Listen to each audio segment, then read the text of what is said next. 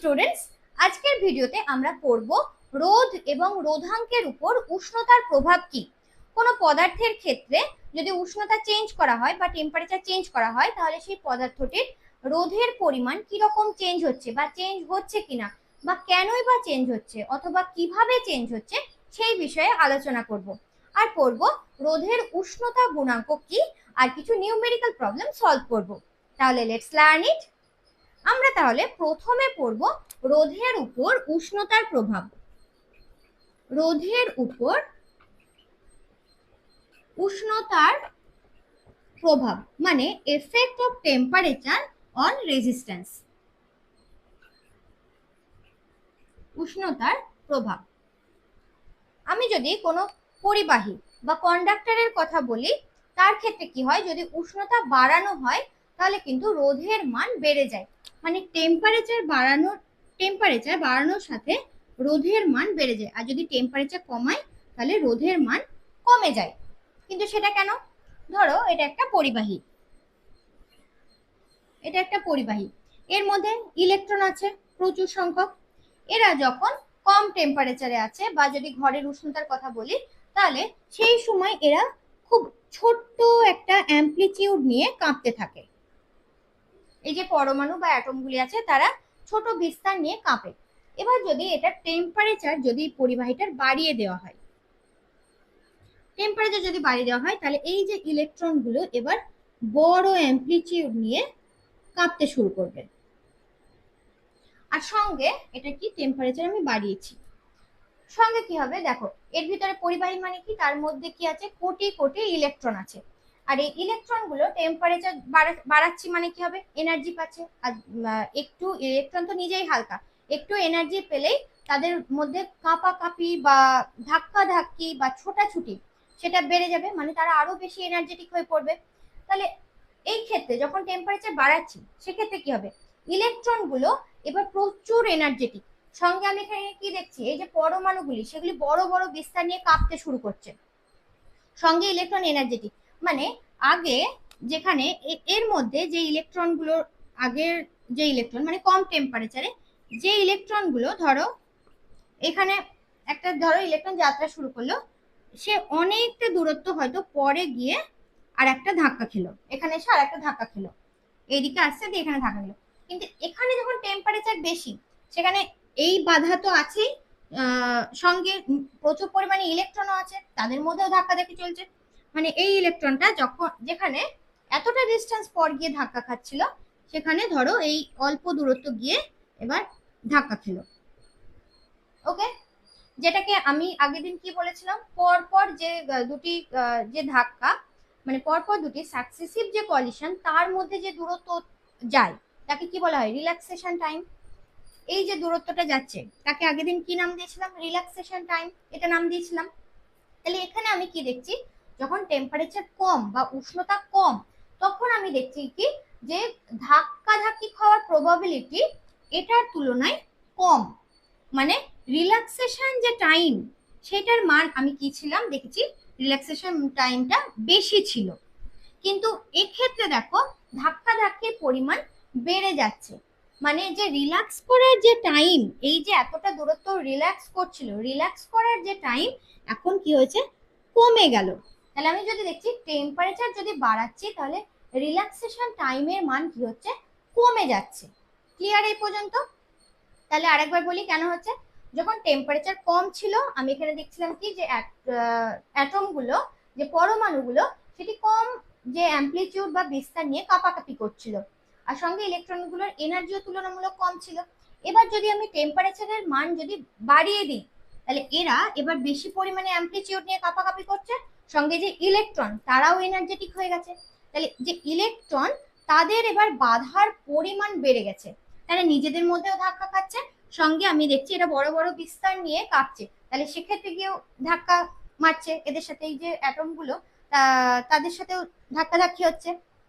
তাহলে আমি কি দেখছি, টেম্পারেচার যখন বাড়াচ্ছি, তাহলে ইলেকট্রনগুলোর যে রিল্যাক্স করার যে টাইম, রিল্যাক্সেশন যে টাইম, যেটাকে আমি ডিনোট করেছিলাম টাউ দিয়ে, সেটা কি হচ্ছে, কমে যাচ্ছে।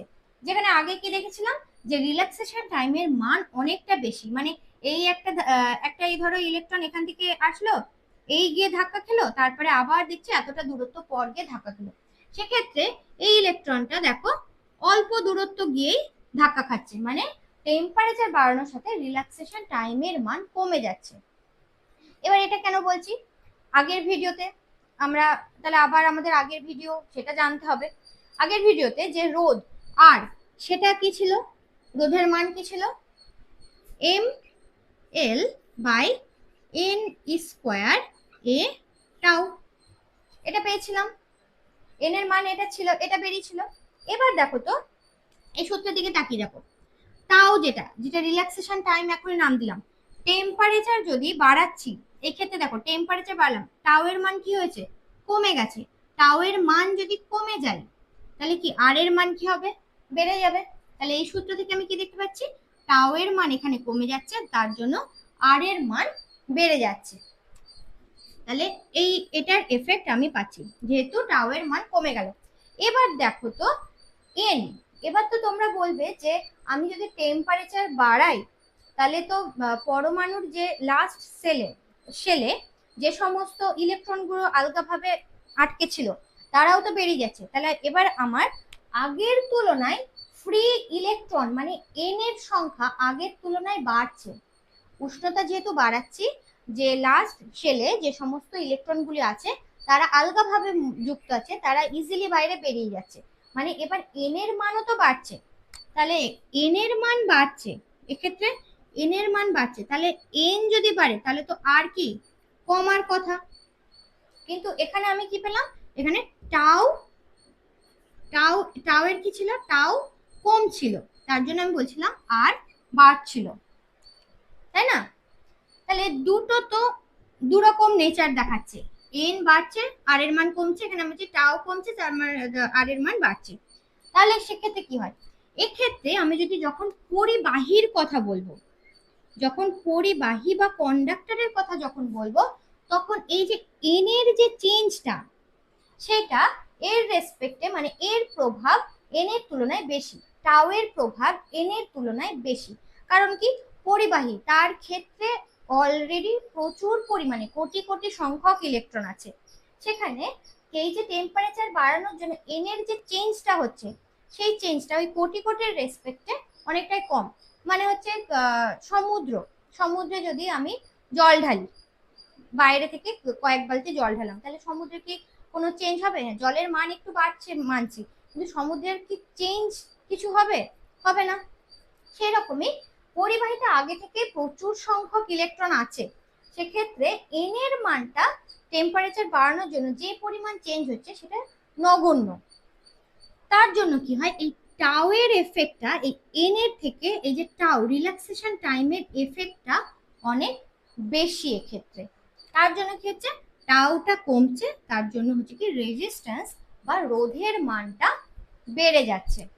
ওকে, তাহলে পরিবাহীর ক্ষেত্রে এন এর তুলনায় টাও এর প্রভাবটা এখানে বেশি হচ্ছে। টাও এর মানটা আমি কি দেখলাম, কমে গেল উষ্ণতা বাড়ানোর জন্য, তার জন্য রোধের মানটা বেড়ে গেল। ওকে, আর এবার যদি এটা গেল পরিবাহী, এবার যদি আমি সেমি কন্ডাক্টর বা অর্ধ পরিবাহীর কথা বলি, সেক্ষেত্রে কি হয়, সেক্ষেত্রে যখন টেম্পারেচার বাড়ানো হয়, যদি একটা অর্ধ পরিবাহীর কথা যদি বলি, যখন টেম্পারেচার বাড়ানো হয় তখন এর এন এর মানটা অনেকটা বেড়ে যায়। মানে কি, উষ্ণতা যখন কম থাকে সেমিকন্ডাক্টর বা অর্ধপরিবাহীর ক্ষেত্রে, সেক্ষেত্রে এন এর মানটা অনেকটাই কম থাকে। পরিবাহীর ক্ষেত্রে প্রথম থেকেই ইলেকট্রনের সংখ্যা প্রচুর বেশি ছিল, কিন্তু পরিবাহীর ক্ষেত্রে কম টেম্পারেচারে কিন্তু যে এন এর মান সেটা কম থাকে, মানে ইলেকট্রনের সংখ্যা প্রথমে কম থাকে যখন উষ্ণতা কম।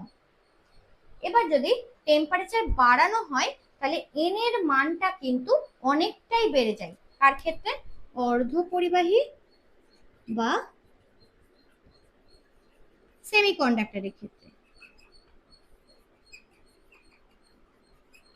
ওকে, তাহলে টেম্পারেচার যদি বাড়ানো হয় তাহলে অর্ধ পরিবাহীর ক্ষেত্রে এন এর মানটা বেশি হয়, মানে অর্ধ পরিবাহীর ক্ষেত্রে আবার টাও এর তুলনায় এন এর যে এফেক্ট, এন এর যে প্রভাব সেটা অনেক বেশি।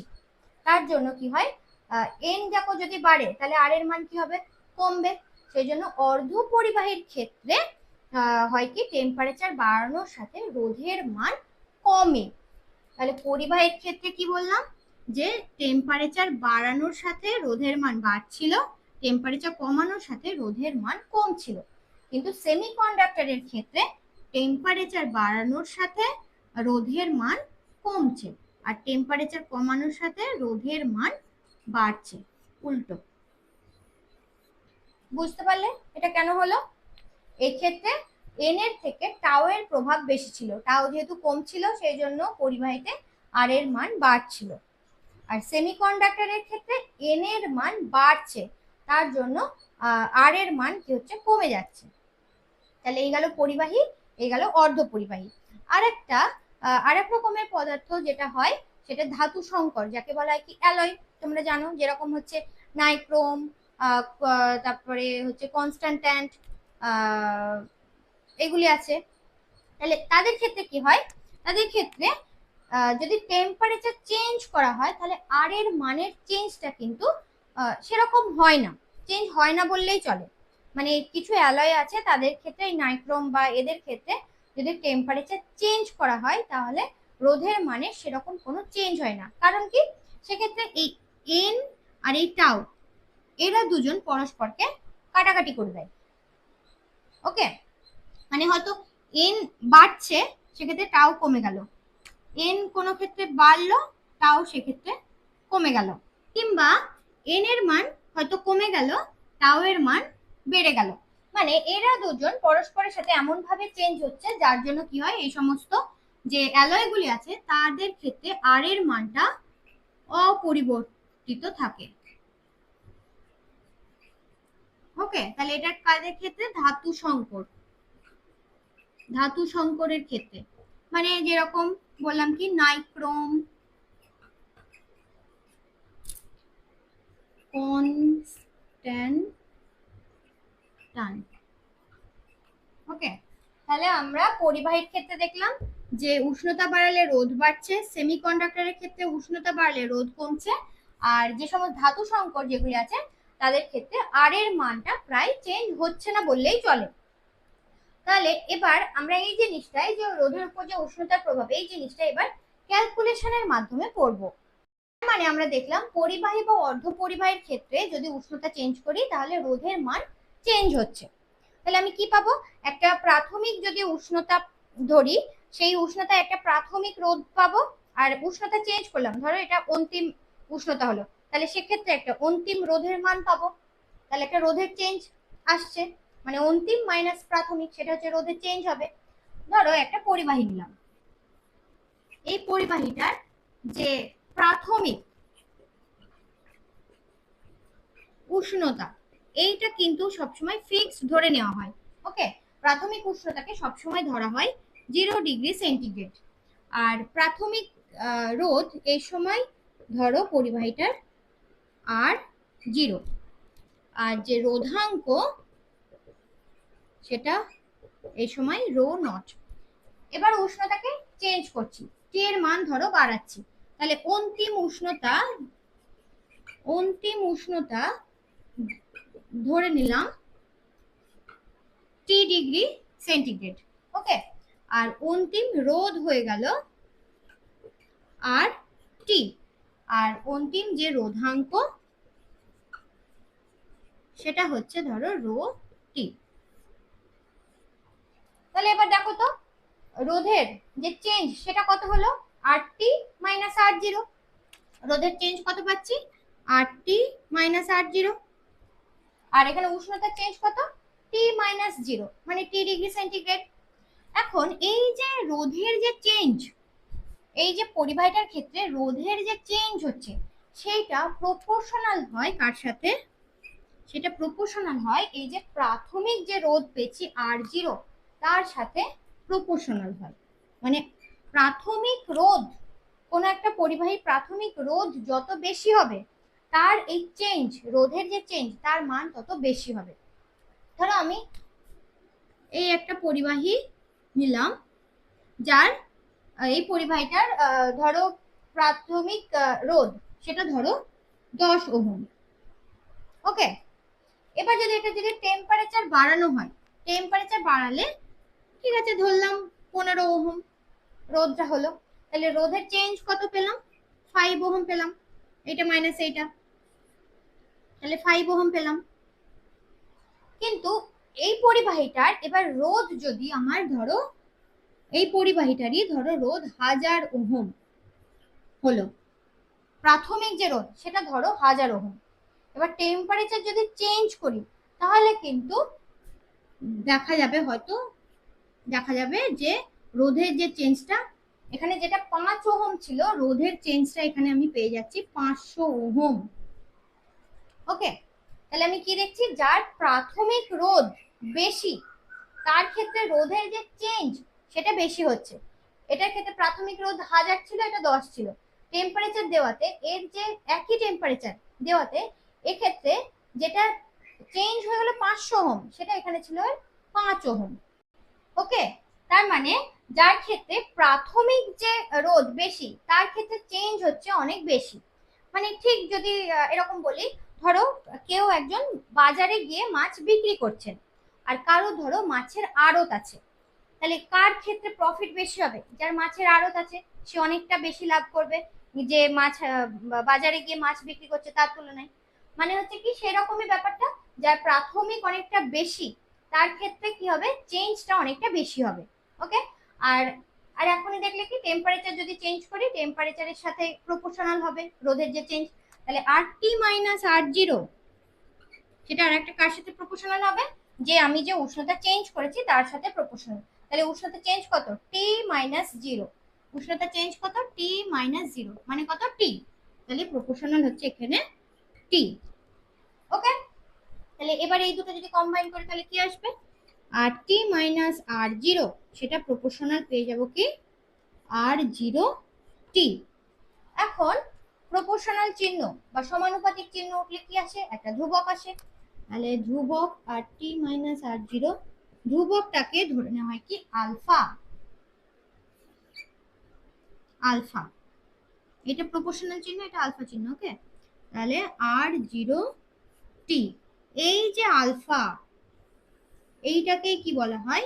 এই যে আলফা, এই যে আলফা এটাকেই বলা হয় রোধের উষ্ণতা গুণাঙ্ক। রোধের উষ্ণতা গুণাঙ্ক। ওকে, তাহলে দেখো, বা টেম্পারেচার কোএফিসিয়েন্ট অফ রেজিস্ট্যান্স। তাহলে কিভাবে পেলাম বুঝতে পেরেছো? এই দুটোকে একসাথে করে দিলাম, এইটার এই ইকুয়েশনটাকে, এটা করার পর এইটাকে করার পর এইটা পেলাম, দিয়ে যে সমানুপাতিক চিহ্ন উঠলো একটা ধ্রুবক আসলো, যে ধ্রুবকটাকে বলা হয় কি রোধের উষ্ণতা গুণাঙ্ক বা টেম্পারেচার কোএফিসিয়েন্ট অফ রেজিস্ট্যান্স।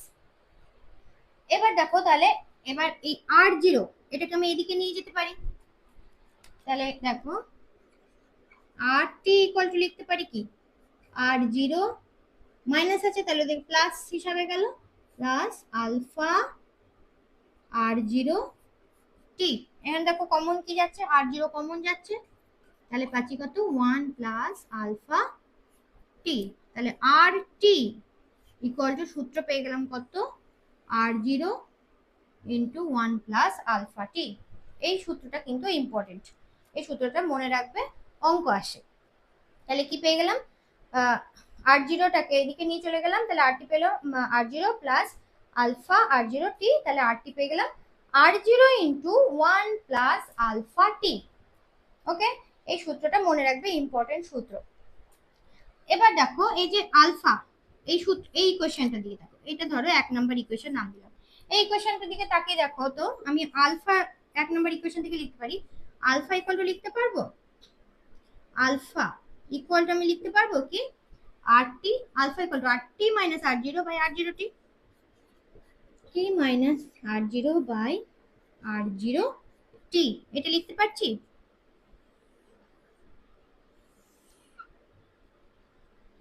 দেখো আলফা পেয়ে যাচ্ছি RT minus R0 by R0T। এখানে থেকে দেখো আমি রোধের যে উষ্ণতা গুণাঙ্ক আলফা এটা সংজ্ঞা দিতে পারি। যদি R0 মানে যে প্রাথমিক যে রোধ সেটা যদি 1 ধরে নিই, আর T -0 মানে প্রাথমিক কত ছিল, প্রাথমিক হচ্ছে 0 ডিগ্রি সেন্টিগ্রেড ছিল, 0 থেকে এবার টেম্পারেচার বেড়ে করলাম কত 1 ডিগ্রি সেন্টিগ্রেড, মানে এই যেটা ছিল কত 0, 1 - 0 এবার হচ্ছে টেম্পারেচার চেঞ্জ হচ্ছে 1 - 0, তাহলে টি এবার হচ্ছে কত 1 ডিগ্রি সেন্টিগ্রেড। তাহলে আলফা কত হবে, আলফা হবে RT - R0, মানে যে চেঞ্জ সেইটাই হবে আলফা বা রোধের উষ্ণতা গুণাঙ্ক। তাহলে আমি সংজ্ঞা কি দিতে পারি, 0 ডিগ্রি সেন্টিগ্রেড এই প্রাথমিক উষ্ণতা বিশিষ্ট সঙ্গে একক রোধ বিশিষ্ট কোন একটি পদার্থের যদি আমি যে টেম্পারেচার বা উষ্ণতা সেটাকে যদি 1 ডিগ্রি বৃদ্ধি করি, তাহলে সেক্ষেত্রে যে রোধের চেঞ্জ হচ্ছে সেটাকেই বলা হবে কি রোধের উষ্ণতা গুণাঙ্ক। ক্লিয়ার? তাহলে আমি কি বলতে পারি, সংজ্ঞাটা আরেকবার বলছি, 0 ডিগ্রি সেন্টিগ্রেড উষ্ণতায় একক রোধ বিশিষ্ট কোন পদার্থের উষ্ণতা যদি 1 ডিগ্রি সেন্টিগ্রেড চেঞ্জ করা হয়, তাহলে সেক্ষেত্রে সেই পদার্থটির যে পরিমাণ রোধের মান চেঞ্জ হবে তাকেই বলা হবে কি রোধের উষ্ণতা গুণাঙ্ক। ক্লিয়ার? তাহলে এবার দেখো এই ইকুয়েশন থেকেই আমি যে রোধের যে একক সেটা বের করতে পারবো। এখানে দেখো RT - R0, এটা মানে কি উপরে কি হবে রোধের একক হবে, রোধের একক কি ওহম, নিচে কি একটা আবার রোধ আছে, তাহলে এখানে ইউনিট হবে ওহম, আর টেম্পারেচার তার কি হয় ডিগ্রি সেন্টিগ্রেড। তাহলে আমি দেখো ওহম কেটে যাচ্ছে, এটা কি পাচ্ছি আলফা বা রোধের যে উষ্ণতা গুণাঙ্ক তার একক কি, তাহলে পাচ্ছি 1/ডিগ্রি সেন্টিগ্রেড বা লিখতে পারো ডিগ্রি সেন্টিগ্রেড ইনভার্স। ওকে, তাহলে আলফা বা রোধের উষ্ণতা গুণাঙ্কের একক পেয়ে গেলাম কত ডিগ্রি সেন্টিগ্রেড ইনভার্স।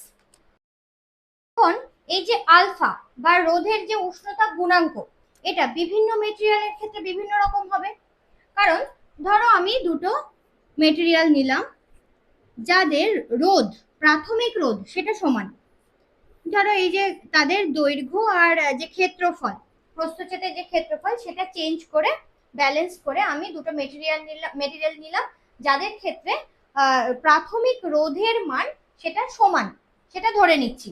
এবার যদি টেম্পারেচার মানে এইটা R0 যেটা সেটা দুটো মেটেরিয়ালের ক্ষেত্রেই একই, আর টেম্পারেচার যেটা সেটা আমি যে চেঞ্জ করছি যে টেম্পারেচার এই যে দুটো মেটেরিয়ালের যে টেম্পারেচার চেঞ্জ করছি সেটা একই পরিমাণ চেঞ্জ করছি। ওকে, তাহলে দেখো তো আমি এখান থেকে কি পাচ্ছি, আলফা যেটা প্রপোর্শনাল টু কি পাচ্ছি যে চেঞ্জ যে রোধের যে চেঞ্জ তার সাথে সমানুপাতিক হচ্ছে, তাহলে আমি এখান থেকে কি পেয়ে যাচ্ছি আলফা যেটা সেটা প্রপোর্শনাল টু হয়ে যাচ্ছে RT - R0, এটা পাচ্ছি। যখন কি প্রাথমিক যে রোধ আর যে টেম্পারেচার যে চেঞ্জ সেই মানটা যখন সমান তখন দুটো মেটেরিয়ালের ক্ষেত্রেই আলফা প্রপোর্শনাল টু যেটা হয়ে যাচ্ছে যে চেঞ্জ ইন যে রেজিস্ট্যান্স সেটার সাথে সমানুপাতিক হয়ে যাচ্ছে। তাহলে এটা থেকে আমি কি বুঝতে পারছি, যার ক্ষেত্রে একই টেম্পারেচার এই দুটো মেটেরিয়ালের ক্ষেত্রে একই টেম্পারেচার দিলে একই উষ্ণতা দিলে যার ক্ষেত্রে রোধের যে চেঞ্জ সেটা বেশি তার আলফার মান বেশি, তাই না? দুটো মেটেরিয়ালের ক্ষেত্রেই যখন আমি একই উষ্ণতা চেঞ্জ করছি আর যখন প্রাথমিক যে রোধ দুটো ক্ষেত্রে যখন সমান, তখন যার ক্ষেত্রে এই দুটোর ক্ষেত্রে যার রোধের চেঞ্জ বেশি তার ক্ষেত্রে কি হবে আলফার যে মান তার বেশি হবে।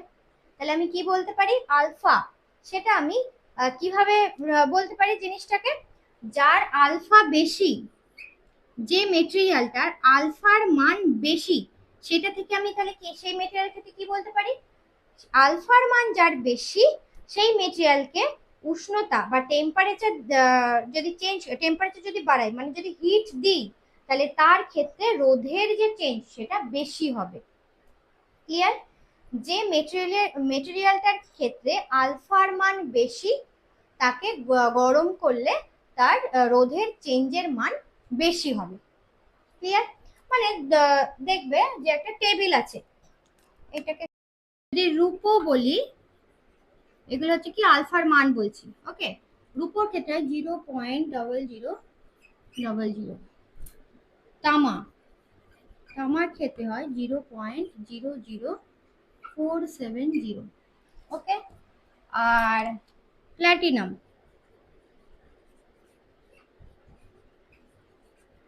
0.370 এরকম মান হয়, 473 মেবি।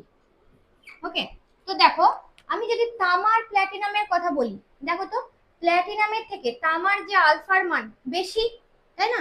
তাহলে আমি এখান থেকে কি বলতে পারবো, যদি এইটা ধরো তামা আর এইটা ধরো প্ল্যাটিনাম, ওকে, তাহলে আমি এটা থেকে বলতে পারবো একই রোধ, দুটোর ক্ষেত্রে একই রোধ, টেম্পারেচার চেঞ্জ দুটোর ক্ষেত্রে একই করছি, তাহলে সেক্ষেত্রে এর যেহেতু কপারের যেহেতু আলফার মান বেশি, তাহলে এর ক্ষেত্রে রোধের যে চেঞ্জ সেটা বেশি হবে।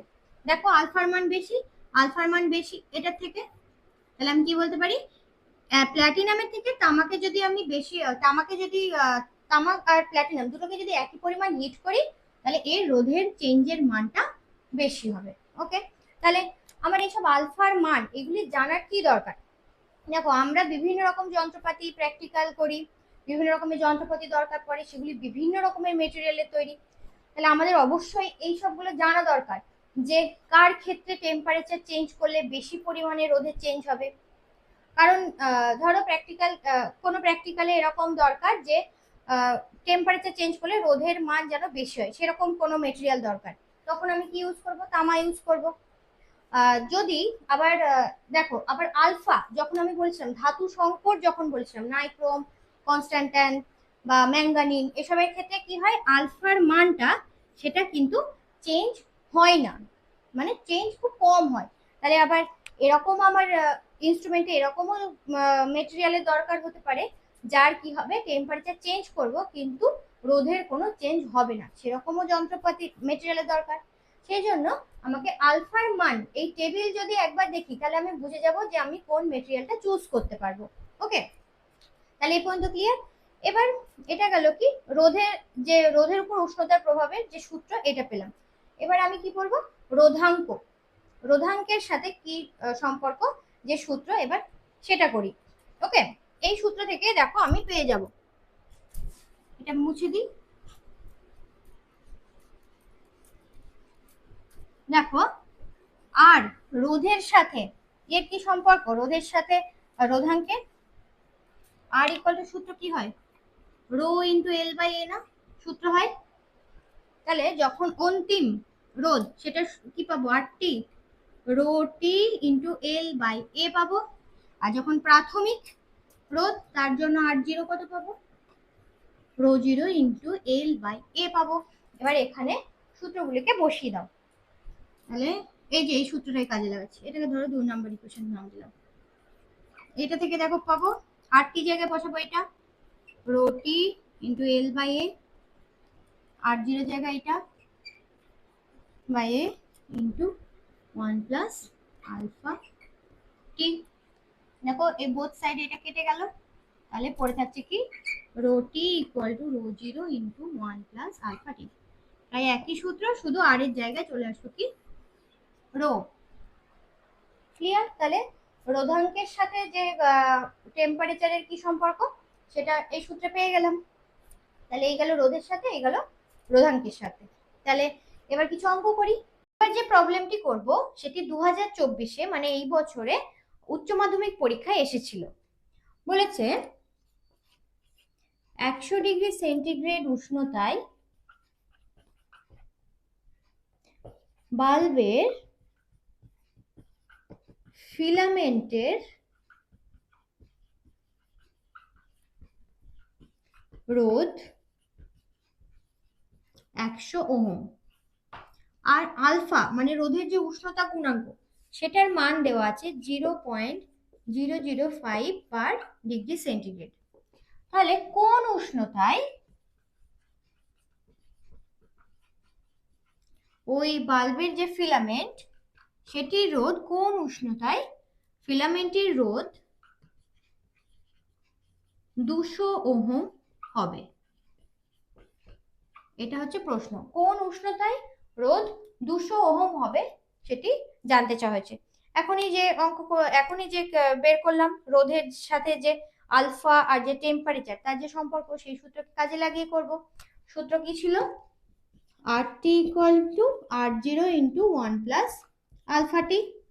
RT যেটা ফাইনাল টেম্পারেচার, এই ফাইনাল রেজিস্ট্যান্স বা রোধ, এটা 0 ডিগ্রি সেন্টিগ্রেডে রোধ, আলফা হচ্ছে রোধের উষ্ণতা গুণাঙ্ক, আর টেম্পারেচার T মাইনাস 0 করে যে চেঞ্জটা হচ্ছিল সেটা হচ্ছে স্মল টি। তাহলে এই সূত্র কাজে লাগে অঙ্কটা করব। তাহলে প্রথমে যেটা 100 ডিগ্রি সেন্টিগ্রেড উষ্ণতায়, সেটাকে আমি আর আর টি ধরে নিই, R1 ধরে নিই, না টেম্পারেচার মানে আর মানে T1 ধরে নিই সেটাকে, উষ্ণতাটাকে, আর যেটা রেজিস্ট্যান্স সেটাকে R1 ধরে নিই। তাহলে আমি লিখতে পারবো R1 প্রথমটার জন্য লিখছি, এই টেম্পারেচারে যে রোধ সেটার জন্য, R1 equal to R0 into 1 plus alpha T1 এটা। আর আমাকে বলেছে কোন উষ্ণতায়, সেটাকে আমি T2 ধরে নেব, যে টেম্পারেচার যেটা সেটা T2, এটাকে ক্যালকুলেট করতে বলেছে। আর R2 দেওয়া আছে কত, 200। ওকে, তাহলে R2 equal to R0 into 1 plus alpha T2, এই দুটো ইকুয়েশন পেলাম। এবার করব কি, এবার R1 বাই R2 করি। R1 বাই R2 করলে দেখো, এটা বাই এটা যদি করি তাহলে R0 R0 কেটে যাচ্ছে, তাহলে পড়ে থাকছে কি 1 plus alpha T1 by 1 plus alpha T2। এবার কিছুই না, এবার মানগুলো বসিয়ে দাও, মানগুলো বসিয়ে কি বার করতে হবে, এই যে T2 এর মান যেটা সেটা বের করতে হবে। R1 কত, R1 100 রোধ, R2 কত 200, আলফা বলে দিয়েছে কত, রোধের উষ্ণতা গুণাঙ্ক 0.005, T1 কত 100 degree centigrade, 100 by 1 plus alpha 0.005, আর বের করতে হবে কি T2। এটা এবার ক্যালকুলেশন করো, ক্যালকুলেশন করে দেখো T2 এর মান কত আসছে। এখানে থাকছে হাফ,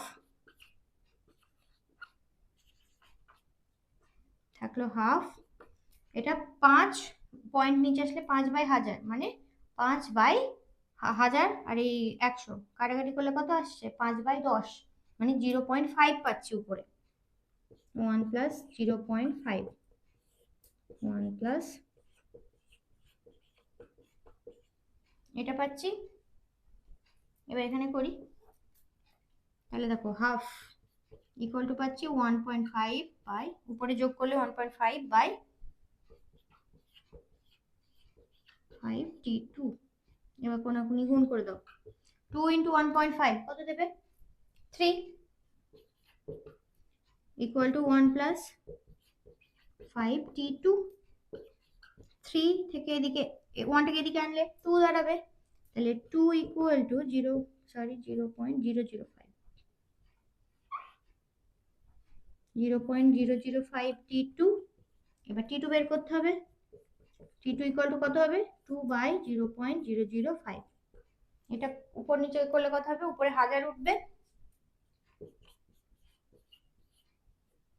তাহলে 5 উপরে পাচ্ছি 200, 200 ইন্টু 2, তাহলে কত হচ্ছে 400। তাহলে টেম্পারেচার কত হয়ে যাচ্ছে 400 ডিগ্রি সেন্টিগ্রেড উষ্ণতায় ওই ফিলামেন্টটির রোধ হবে 200 ওহম। ওকে, তাহলে অ্যান্সার হয়ে গেল কি 400।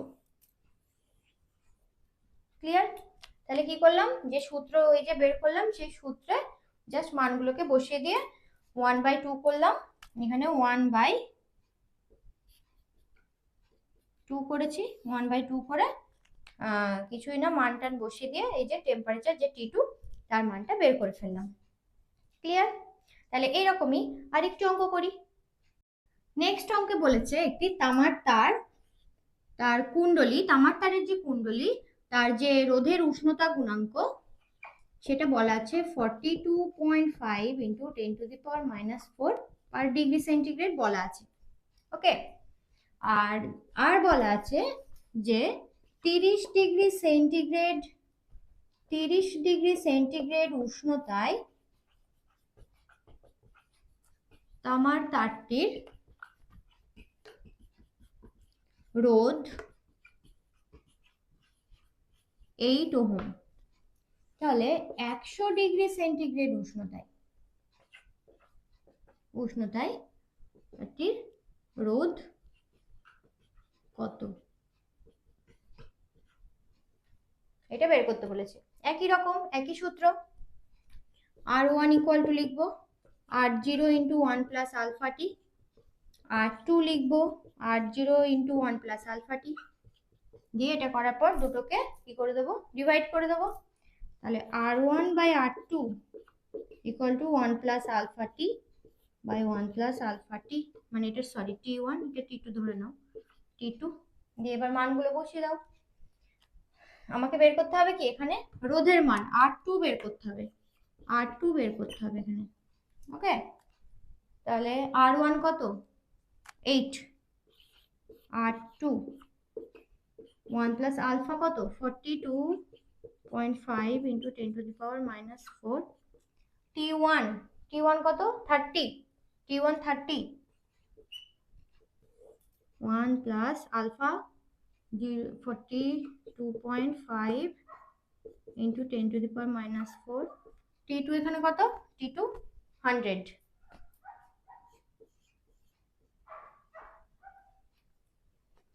এবার দেখো এটা ক্যালকুলেশন করলে কি আসছে, এটা যদি করি ওঠাই বাই 10 আসছে, তাহলে এটা কেটে যাচ্ছে, আর এখানে যদি করি 10 থাকছে, তাহলে আসছে 8 by R2 1 plus 15 7 into 10 to the power minus 4 1 plus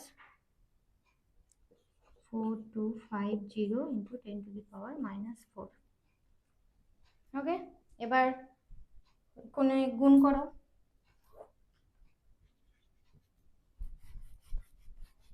দেখো কোণে গুণ করে কি আসছে, 8 প্লাস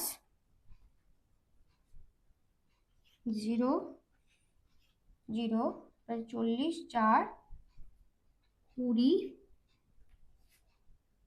34, উপরে আসলো এইটা into 10 to the power minus 4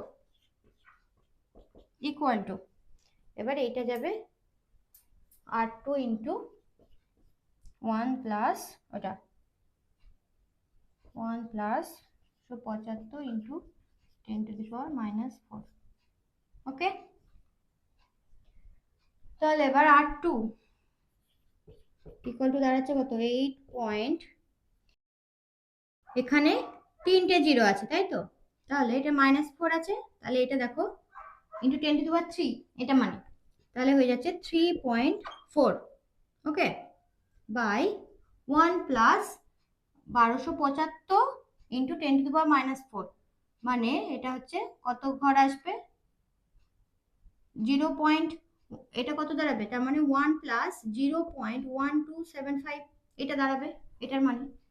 তাহলে আমি নিচে পাচ্ছি 1 প্লাস এটা মানে 1.1275। ওকে, তাহলে উপরে পাচ্ছি 11.4 বাই 1.1275। এবার এটাকে একটু করতে হবে, একটু নিচে পাচ্ছি উপরে পাচ্ছি তিনটে জিরো, মানে একটা জিরো কাটছে, উপর নিচে একটা জিরো কাটছে, তাহলে পাচ্ছি দেখো এটা ক্যালকুলেশন করলে দেখো দাঁড়াবে এটা প্রায় 10.1 মতো দাঁড়াবে। ওকে, তাহলে R2 হয়ে গেল প্রায়, এটা দাঁড়ালো 10.1 ওহম। ওকে, তাহলে 100 ডিগ্রি সেন্টিগ্রেড উষ্ণতায় তামার তারের যে রোধ সেটা পেয়ে যাচ্ছি 10.1 ওহম। একই রকম ভাবে করলাম, সেই সূত্রে বসিয়ে দিলাম R1 বাই R2 করে মান জাস্ট বসিয়ে দিলাম, মান বসিয়ে দিয়ে R2 যে রোধ তার মানটা ক্যালকুলেট করলাম। ওকে, তাহলে এটা আজকে আমাদের লাস্ট যে অঙ্ক সেটা ছিল। ওকে, তাহলে আজকের ভিডিওটি এই পর্যন্তই রাখি, তোমাদের সাথে দেখা হবে আবার নেক্সট ভিডিওতে।